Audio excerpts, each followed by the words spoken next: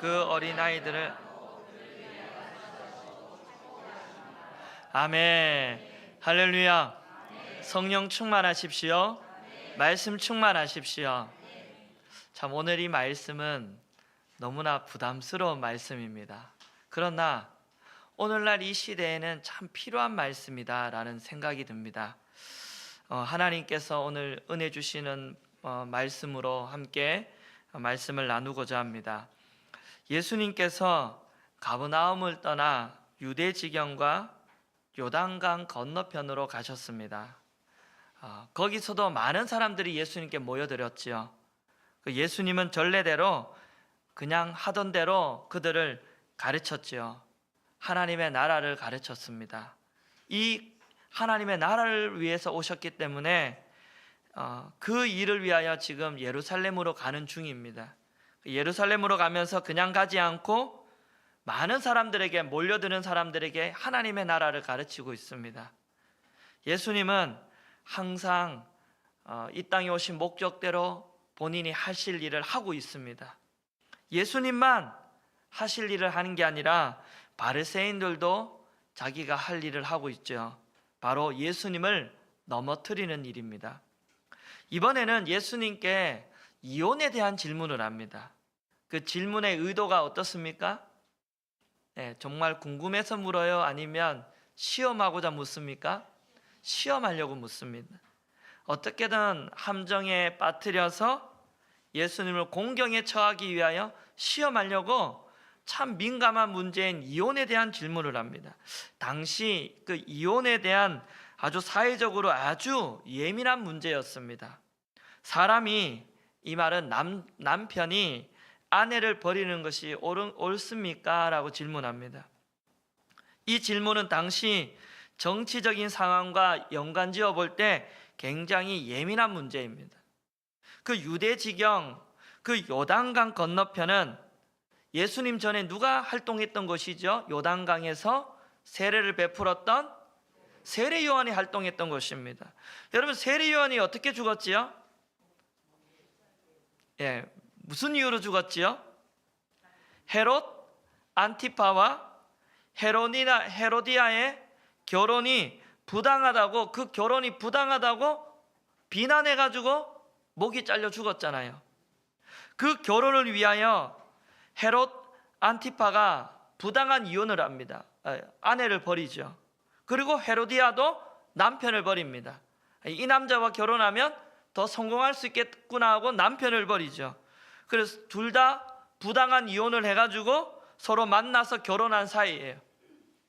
그 당시에 이 이혼의 문제는 사회적으로나 정치적으로나 굉장히 예민한 문제예요.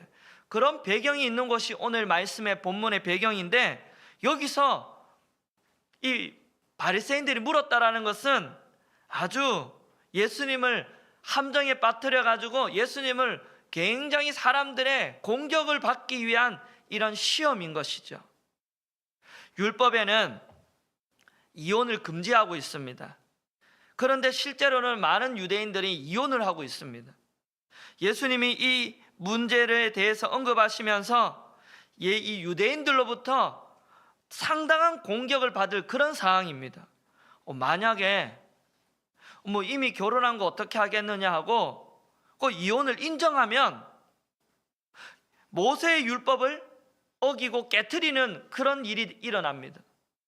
그리고 이혼은 안 돼, 재혼도 안 돼 라고 하면 이미 이혼한 사람들에게 굉장한 반발이 일어날 수 있고 공격을 받을 수 있는 그런 아주 예수님이 아주 힘든 그런 상황에 처해져 있습니다.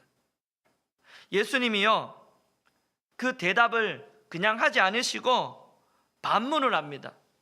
모세가 어떻게 말했느냐 묻지요. 3절 한번 읽어보겠습니다. 시작.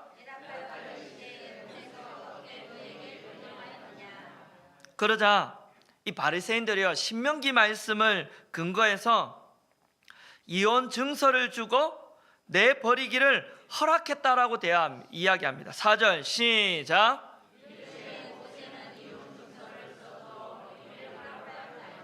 네, 신명기 24장 1절을 한번 볼까요? 24장 1절입니다. 우리 스크린에 준비되어 있는데요. 신명기 24장 1절입니다.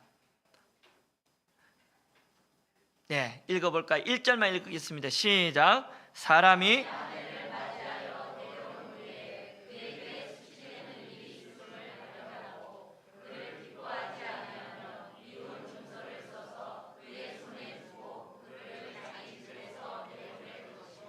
이 말씀을 근거해서 바리새인들이 이혼 증서를 써서 보내면 됩니다라고 대답합니다.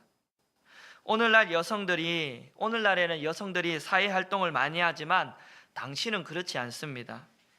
이혼 당한 여자는 살아갈 방도가 없습니다. 그런데 왜 이런 조항을 하나님이 모세가 이런 조항을 만들었을까요? 당시 남자가 자기 아내를 너무 미워하면 학대를 한다든지 말려 죽이기도 하기 때문에 그 여자를 살리기 위해서 이혼 증서를 써서 주는 것을 허용했습니다. 그 남편에게 학대를 받거나 뭘 나쁜 짓을 많이 해가지고 죽는 것보다는 이혼 증서를 써서 보내는 게 낫잖아요. 그러니까 힘을 가진 쪽은 누구예요? 남편이에요? 아내예요? 남자예요. 그 당시 남자가 자기 아내 마음에 안 든다는 이유로 여성을 막 힘들게 할 수 있거든요. 그래서 이 모세가 말하고 있는 이 이혼의 규정은 이혼을 사실은 허락하는 규정이 아니라 여성을 보호하는 차원에서 어쩔 수 없는 양보 규정입니다. 그런데 인간의 마음이 약하죠. 악합니다. 이것을 이용합니다. 율법에는 이혼 증서를 써서 주면 이혼이 가능하다라고 말하는데 여러분, 이 인간이 악해요. 그 여성을 보호하기 위한 차원의 이 법을 인간은 자기 욕망과 욕구를 채우는데 이 법을 사용합니다. 5절에 뭐라 그래요? 오늘 말씀 5절을 한번 볼까요? 5절에 뭐라 그래요? 시작.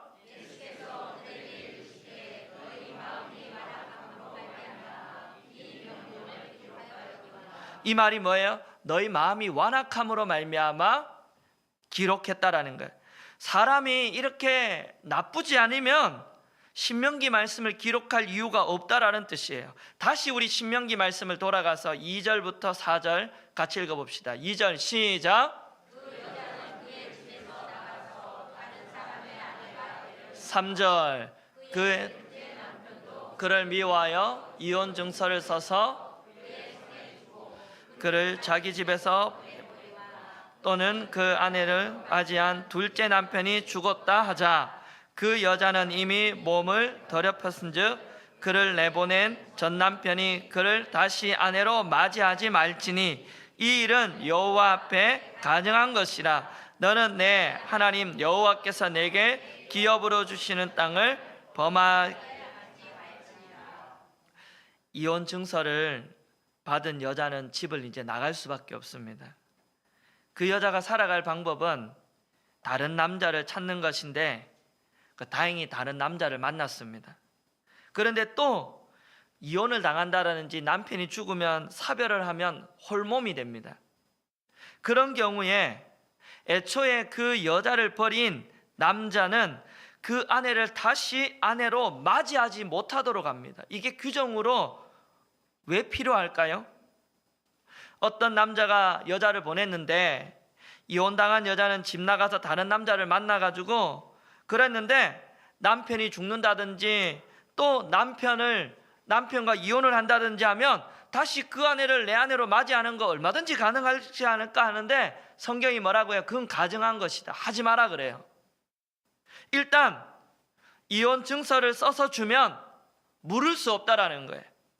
그 여자는 홀몸이 되어도 절대로 다시 아내로 맞이할 수 없다라는 거죠. 오늘날에는 이혼하고 다시 재결합하고 이런 일이 있지만 성경은 뭐라냐면 이혼을 하고 이혼 증서를 쓰면 절대 재결합은 못한다라는 거죠. 처음부터 이혼 증서를 써주지 말라라는 거예요. 결국 율법은 뭘 말하고 싶으냐면 이혼을 허락하는 것이 아니라는 거예요. 이혼할 때는 어쩔 수 없이 여성을 보호하는 차원에서 이혼 증서를 써주어라. 그러나 이혼 증서를 안 주고 이혼을 하면 안 된다. 만약에 이혼 증서를 썼다면 다시 결합은 못한다라는 거죠. 율법의 의도가 뭐냐 하면요, 이혼 증서를 쓰면 다시 재결합 못하니까 잘 생각해. 무슨 일이 있어도 이혼을 하지 말라라는 거예요. 오늘 이혼의 절차를 말하는 게 아니라 율법의 정신은 이혼을 하지 말라라는 거예요. 신명기의 율법은 이혼과 재혼을 방지하기 위함입니다. 상대적으로 약자인 여성을 보호하려는 하나님의 의도에 의해서 신명기 말씀이 말하고 있는 것이죠. 하나님은 모세를 통해 이혼을 명령한 일이 없습니다. 다만 인간의 악하니까 이혼도 안 하고 여성을 집에서 학대하고 막 힘들게 해서 막 그러니까 어쩔 수 없이 양보 조항으로 허락을 한 것뿐이죠. 그러나 질문을 던지는 이 바리새인들은요, 이혼이 마치 하나님의 명령인 것처럼 이 법을 악용합니다. 그래서 예수님 뭐라 그래요? 너희들 의도가 너무 악하다라는 거예요. 모세가 이혼 증서를 주라고 했다라는 이 바리새인의 말에 예수님이요, 창조 질서로 말씀을 합니다. 오늘 말씀 6절을 한번 볼까요? 6절, 7절, 8절, 9절 읽어봅시다. 시작.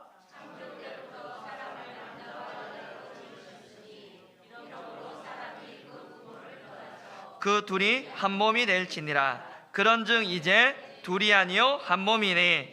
그러므로 사람이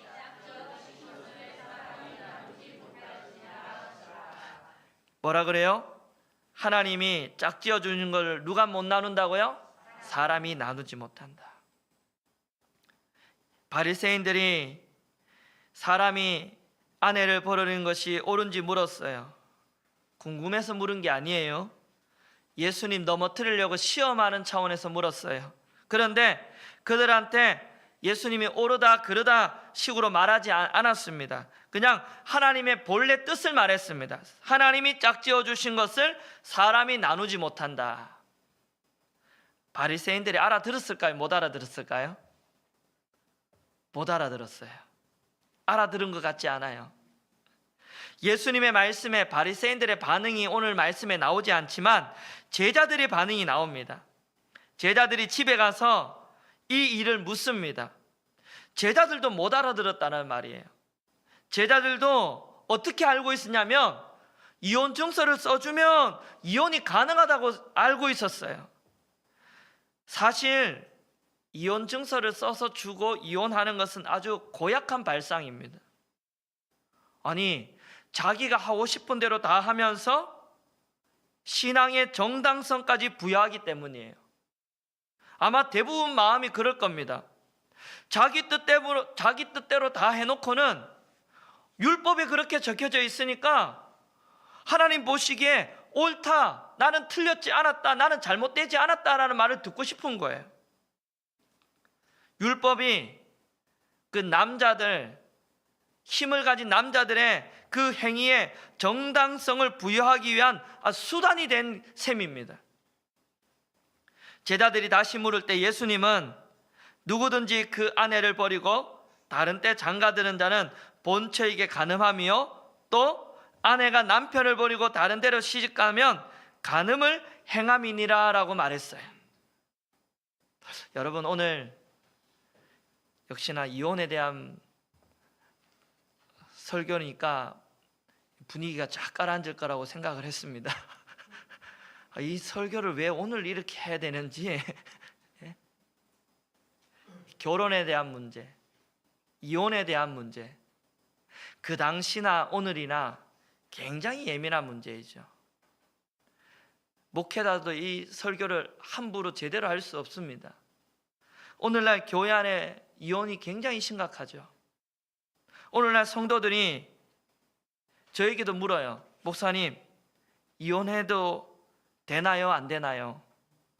정말 못 살고 힘들어 죽겠어요. 성경에는 하나님이 나누지 못하라 그랬는데 만약 이혼하면 죄입니까? 정말 못 살겠어요. 이러다도 저 죽겠어요. 고민하는 까닭이 오늘 말씀에 하나님이 짝지어 주신 것을 사람이 나누지 못한다는 그 말씀이 딱 걸리기 때문이에요. 성경에 이혼을 하지 말라고 이야기했던 까닭이 뭐냐면 사실 결혼관계에 대부분 파탄을 내는 사람은 사회적인 강자라고 할 수 있는 남자들입니다. 아내에 대한 매력이 감소되었다든지 여러 가지 이유로 이혼을 할 때 그 여성들은 거의 피해자가 되는 경우가 대부분입니다. 우리나라에 이 칠거지약이라는 말이 있습니다. 그 중국과 한국의 유교 문화에서 이런 문화에 있는데 남편이 일방적으로 아내를 집에서 내보낼 수 있는 7가지 이유라는 거예요. 이혼 사유가 되는 7가지 이유. 제가 그 7가지를 보고는 참 인간이 악하다는 생각을 했어요.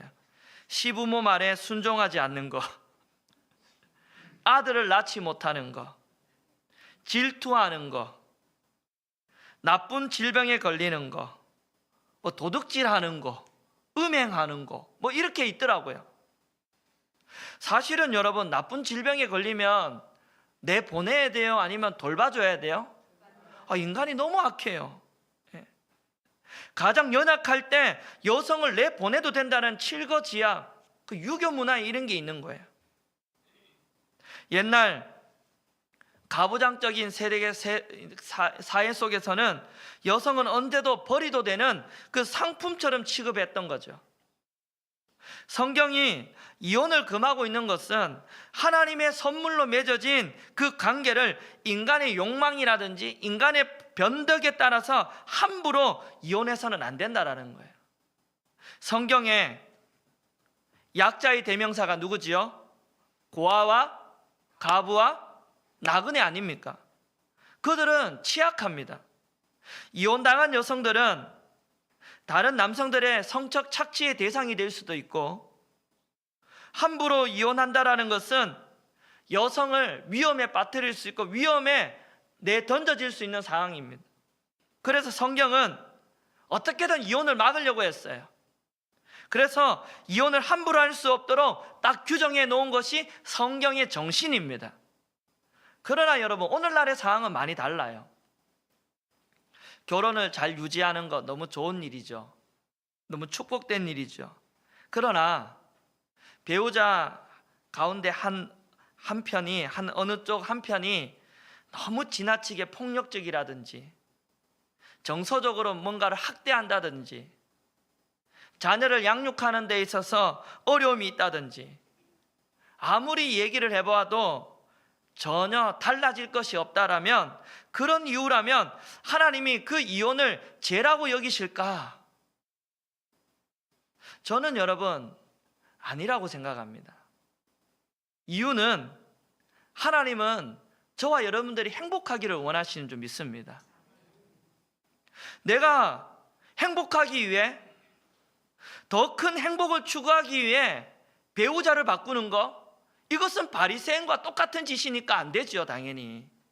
그렇지만 인간다운 삶을 불가능하게 만드는 그런 상황 속에서 결혼 생활을 계속 유지하면 내 생명이 줄어들 것 같은 그런 상황 속에 하나님이 결혼을 해체하는 거, 하나님 너 죄야, 끝까지 살아야 되라고 말할까? 하나님이, 저는 그렇게 우리에게 그렇게 말씀하지 않는다고 생각해요. 왜냐? 하나님은 저와 여러분들이 행복하기를 원하시고, 무엇이 옳으다 그르다 말할 수는 없지만 제 마음속에 제가 믿는 하나님은 결코 그런 하나님이 저는 아니라고 믿습니다. 그런데 여러분 오늘 말씀에 아주 중요한 건 뭐냐면 자기 욕망이에요. 이 여자가 매력이 떨어지고 이 여자가 매력이 더 좋아요. 내가 보기에는 또 이 여자가 이 여성이 너무나 사회적으로 너무 뛰어나요.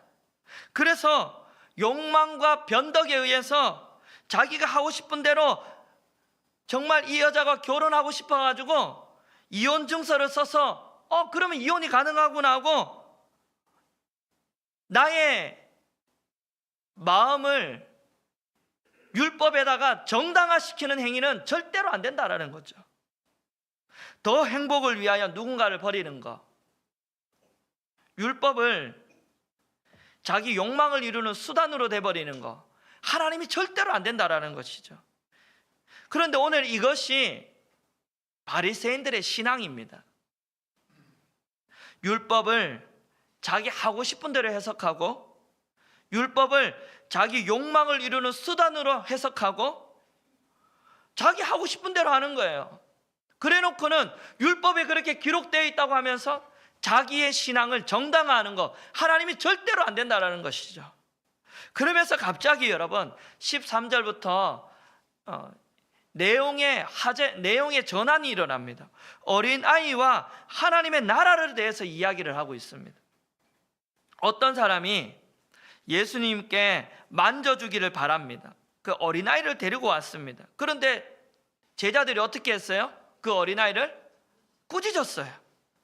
예수님이 책망을 합니다. 14절 시작.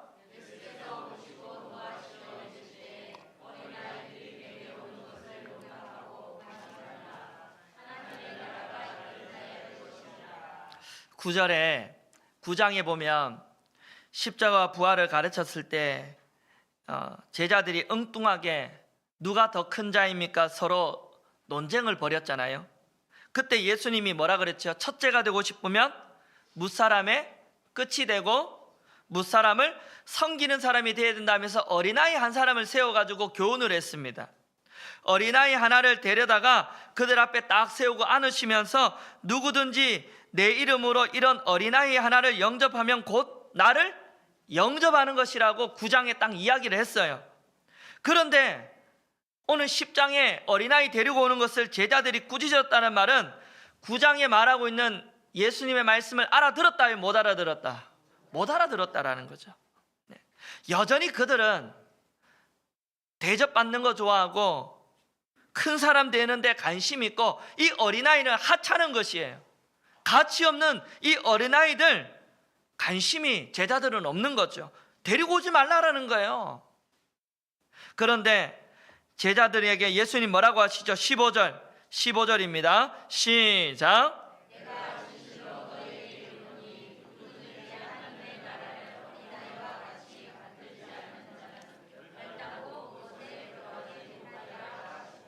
하나님의 나라를 어린아이와 같이 뭐 해야 된다고요?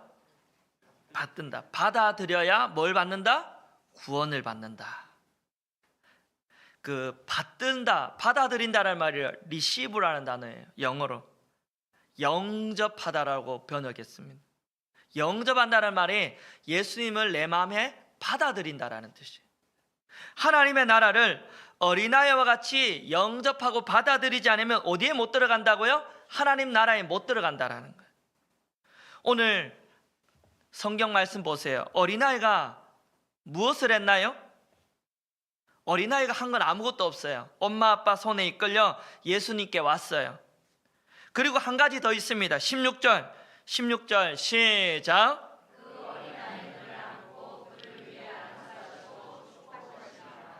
어린아이가 한 거는요 아무것도 없어요. 엄마 아빠 손에 이끌려 예수님께 왔는데 예수님이 안수해 주시고 축복해 주시는데 어린아이는 아무런 거부를 하지 않고 가만히 있는 거죠. 아무것도 한 게 없는데 예수님 뭐라 그래요? 하나님의 나라를 영접했다 그래요. 여러분, 하나님의 나라는 노력해서 얻는 나라가 아닙니다. 구원은 내가 노력해서 얻는 게 아니라 하나님의 은혜로 얻는 줄 믿습니다. 이 일을 위하여 예수님이 십자가를 향해 예루살렘을 향해 가는 중입니다. 그런데 제자들은 은혜를 입어야 되는 자들인데 지금 누가 더 큰지 그걸 그냥 논쟁하고 싸우고 있는 거예요. 예수님이 말씀하시는 하나님의 나라와 제자들이 생각한 하나님의 나라가 어떻게 다를까요? 예수님이 말하는 하나님의 나라는 영접하는 자에게 은혜로 주어지는 것인 줄 믿습니다. 그곳에서 우리는 뭇 사람의 끝이 되고 섬기는 자가 되어야 그곳이 하나님의 나라입니다. 그런데 제자가 생각한 하나님 나라는 그렇지 않아요. 제자들의 머릿속에는 큰 자가 되는 것에 가득 차 있어요. 오늘 말씀에 바리새인들 한번 보세요. 그들은 예수님을 영접할 마음, 받아들일 마음이 있는 자들입니까? 아니에요. 예수님을 시험하는 자들이에요. 그들은 율법을 수단 삼아 자기 욕심과 변덕에 의해서 아내를 버리는 것이 정당하다라고 얘기하는 자들이에요. 율법의 정신, 성경의 뜻도 모르고 율법을 자기 욕망을 이루는 도구로 삼아 살아가는 자들입니다. 제자들도 마찬가지예요. 예수님 이용해가지고 큰 자가 되고자 하는데 마음이 있는 자들이에요. 바리새인들과 제자들이나 똑같아요. 욕망을 위해 율법과 예수님을 수단 삼아 살아가는 자들이에요. 예수님이 오늘 말씀의 결론이 뭔지 아세요?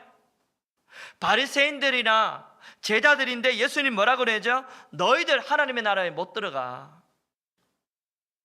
오늘 말씀은요, 이혼에 대한 말씀이 아니에요. 자기 욕망과 더 큰 행복을 위하여 율법을 마음대로 하고 예수님을 이용해가지고 큰 자가 되고 싶은 그런 제자들과 바리새인들을 책망하는 그런 말씀이에요.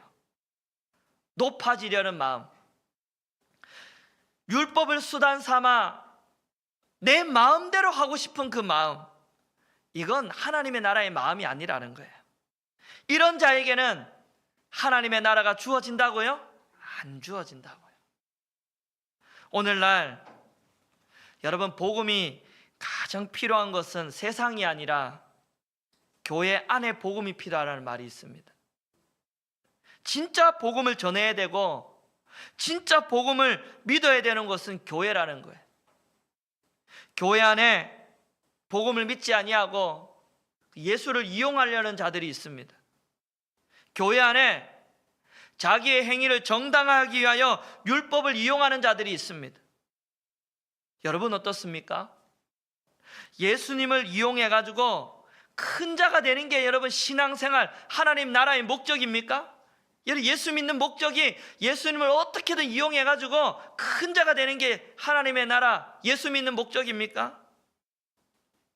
율법을 이용해가지고 아내를 막 바꾸치기 하고 내 마음대로 내 욕구대로 막 살아가기 위하여 율법을 율법을 딱 들고 와가지고 정당화하면서 그렇게 살아가는 게 우리 신앙의 목적입니까? 아니라는 거예요.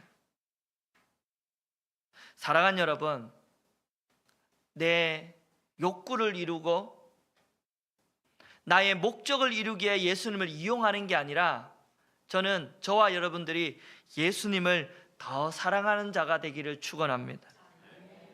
예수님을 사랑하는 자가 제자예요. 그런 자에게 하나님의 나라의 은혜를 주실 줄 믿습니다.